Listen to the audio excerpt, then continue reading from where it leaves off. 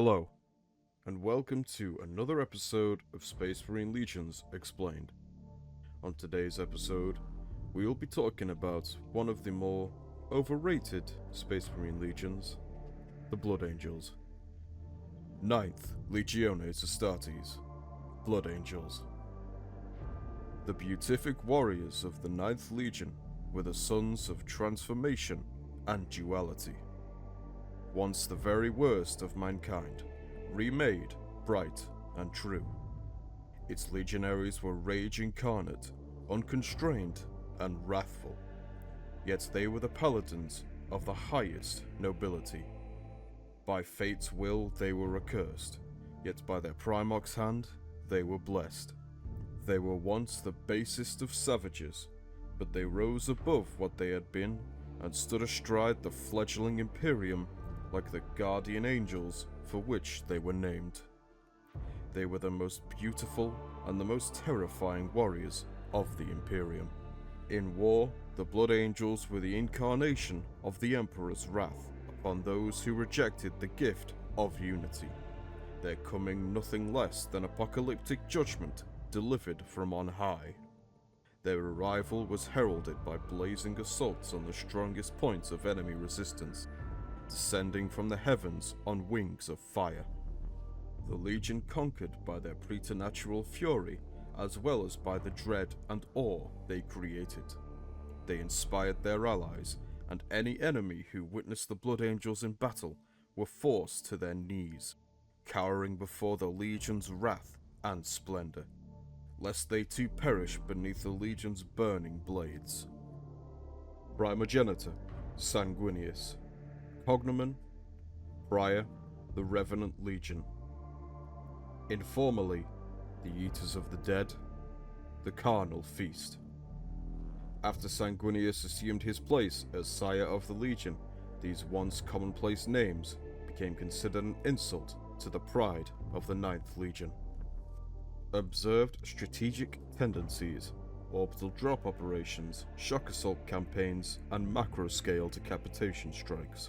Prior to Sanguinius' return to the 9th Legion, was instead more widely known for his use as a tool of attrition-based warfare in war zones, otherwise considered too hazardous for conventional operations. Noteworthy domains: the Terran Enclaves, Baal, Canopus 4, and Safe. Allegiance: Fidelitas Constantus. The Eaters of the Dead. On Terra, the 9th Legion served the Emperor as an inferno, not conquering, but instead ravaging, consuming and growing wherever deployed. A weapon that could not be directed or controlled, only endured. The 9th Legion was not the precision fulcrum upon which a battle turned.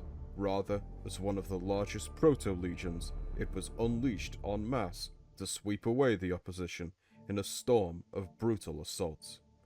The Legion was deployed to the most dangerous of wars, to regions ravaged by radphages and chemstrains of old night. In the accursed wastelands outside of history's spotlight, the 9th held the line, alone and unnoticed.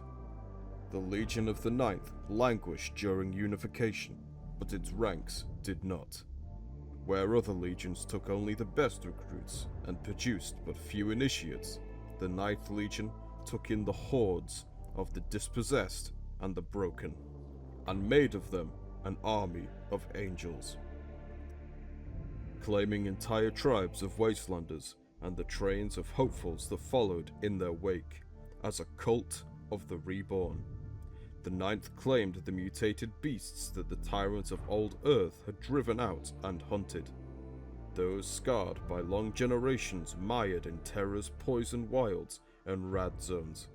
Yet from such base materials emerged a breed of Legiones Astartes, uniformly tall and fair, their features sculpted in stern elegance.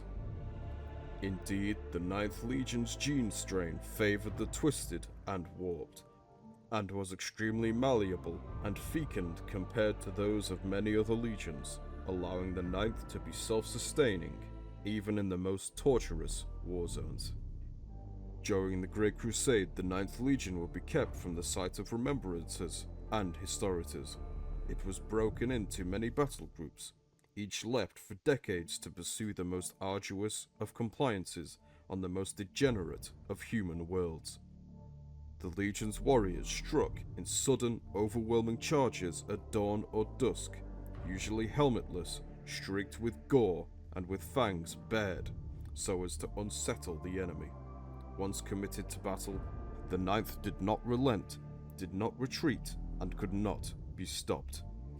Its warriors fought until the enemy was utterly destroyed, and paid no heed to the thought of mercy or the need to build an empire rather than a graveyard. They suffered heavy losses, but always bolstered their ranks from the conquered. Where other legions might have floundered and fallen, the Ninth grew stronger, rising from the ashes of defeat time and again, like a blood-soaked phoenix. In those years, dark rumor followed the Legion, for in the wake of each battle, the elegant forms of Ninth Legion warriors haunted the field of battle long after fighting had ceased, seeking out the choicest among the fallen and feasting upon their flesh and blood. This grim fixation was part of their nature, for the Ninth Legion stole their enemy's power from them, absorbing their knowledge and skill and making it their own, via their overactive omophagia implant. They practiced this too on their own fallen commanders, such that their legacy and strength might live on. In the broken places where they fought, far from aid, this trait brought them priceless information, and made even the most raw recruits battle-ready. Superstition and dread clung to the Legion for half a century without a primarch to guide them, and the Ninth Legion slipped towards isolation and infamy. The Legion had been created to fight monsters alone in the darkest places, but in doing so, risked becoming even more foul than those it fought. A Legion reborn.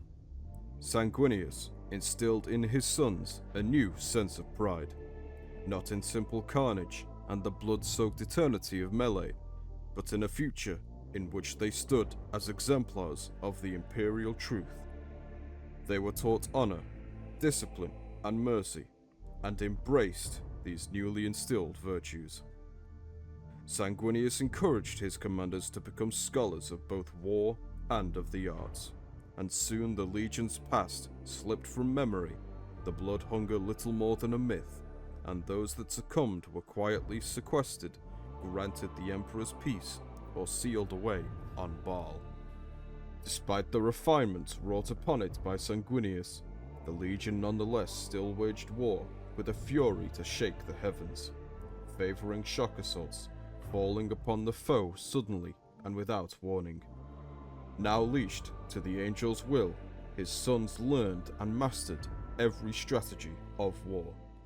The Blood Angels fought the noblest of campaigns to free humanity from the slavery of Xenos and the Tyrant. They were magnanimous and glorious liberators who inspired awe, art, and remembrance. The Ninth became a legion, fully formed, so much more than once it had been, perhaps the truest evidence of the Emperor's plan for his legions, that with their primarch, the Blood Angels became whole, greater than the sum of their genetic legacy and past. The Sphere of Wisdom. At the height of the Great Crusade, the Legion was split into 300 companies of 500 warriors, beholden to Sanguinius and strict chains of command. Those who held the highest ranks were known as arcanes, and also dominion for a company or host. Company captains were powers, and the Legion's virtues stood as its specialists and exemplars. Many were known by the focus of their devotion, arcanes of wisdom, and power of the blade. Such distinctions are a mark of respect as much as a tactical designation. The Legion also had a large number of junior officers of varying types to ensure lines of authority would be maintained in the face of high attrition rates. Companies were grouped into hosts for campaigns, though each host was a temporary structure, broken and made as required. Sanguinius created 3 spheres to encompass his hosts. The third sphere comprised the rank and file of the Legion, its strong right hand and beating heart. The second sphere was composed of the commanders and leaders of the Legion. To them fell the duty of executing Sanguinius's wishes with alacrity and judgment. The first sphere was Sanguinius's wrath, his stern resolve, and his watchful eyes. These warriors did not operate within the companies, but as the servants of the great angel himself. When inducted into the ranks of the first sphere, they gave up their common names to take on angelic identities, donning masks of serenity to do the work of the primarch without guilt or regret. Within the first sphere were the seraphs, defenders of the primarch's body, crimson paladins who served as the guardians of the primarch's halls and as the shields of his will in battle. Burning eyes, who were the angel's shadow agents, and angel's tears, who were his destroyers, scouring away those he decreed unworthy of being saved with dread weapons. The primarch, Sanguinius. All was a world long dead, reduced to ruins and rad-blasted wastes by long-forgotten wars.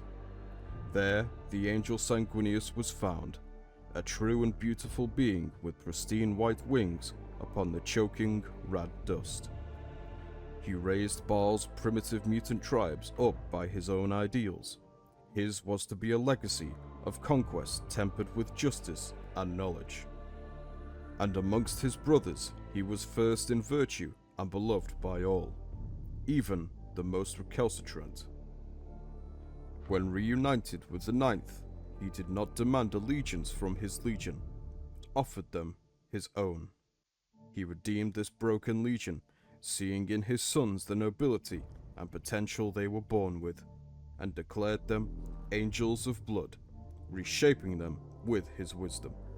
Sanguinius was blessed with a sliver of the Emperor's psychic foresight and was able to see glimpses of the future. This gift saved his legion many times, but also taunted him with dire premonitions and beset him with doubts over his choices. This unpredictable sight showed Sanguinius the moment of his own death at the hands of his beloved brother, Horus, at the height of the Galactic Rebellion.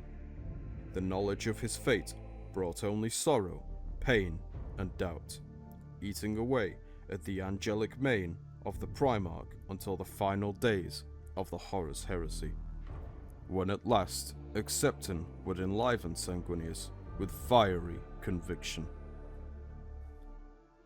This has been the Blood Angels of the Great Crusade. Thank you for watching.